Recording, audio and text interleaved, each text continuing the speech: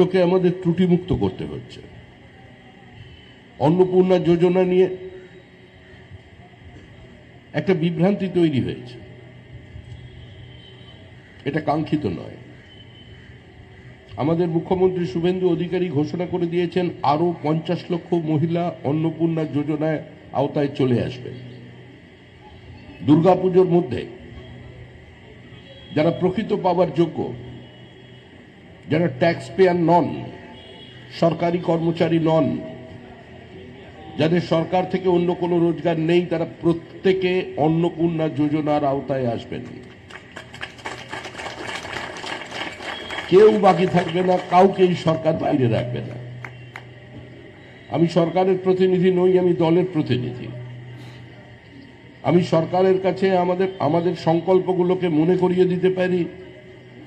আপনাদের টুকরো টুকরো কথা, টুকরো টুকরো ব্যথাকে সরকারকে জানানো হচ্ছে আমার দায়িত্ব, এর বাইরে আমার কিছু নেই। কিন্তু ভরসা রাখতে পারেন এই সরকারের উপরে। যেদিন পরিবর্তন হয়েছে তার পরের দিন থেকে সিন্ডিকেট শব্দটা পশ্চিমবঙ্গের কোথাও নেই। যেদিন সরকার পরিবর্তন হয়েছে তার পরের দিন থেকে কলকাতা শহরে ব্যাপক সংখ্যক হেলমেট বিক্রি হয়েছে। রাজাবাজার, মানিকতলায় যারা হেলমেটের ব্যবসা করেন তারা প্রচুর পরিমাণে হেলমেট বিক্রি করেছেন। কারণ এই সরকার সকলকে সমানভাবে দেখার সরকার, বিভাজনের সরকার নয়। এই নিয়ে যে একটা ভয়ঙ্কর উদ্বেগ, অনিশ্চয়তা, বঞ্চনা, অরাজকতা, বিশৃঙ্খল পরিস্থিতি তৈরি হয়েছে, তার জন্য দায়ী পশ্চিমবঙ্গের সরকার, রাজ্য সরকার এবং বিজেপি। তারা এখন মুখ্যমন্ত্রী বলছেন বা তাদের নেতারা বলছেন যে সব দেয়া হবে, যোগ্যরা সবাই পাবেন।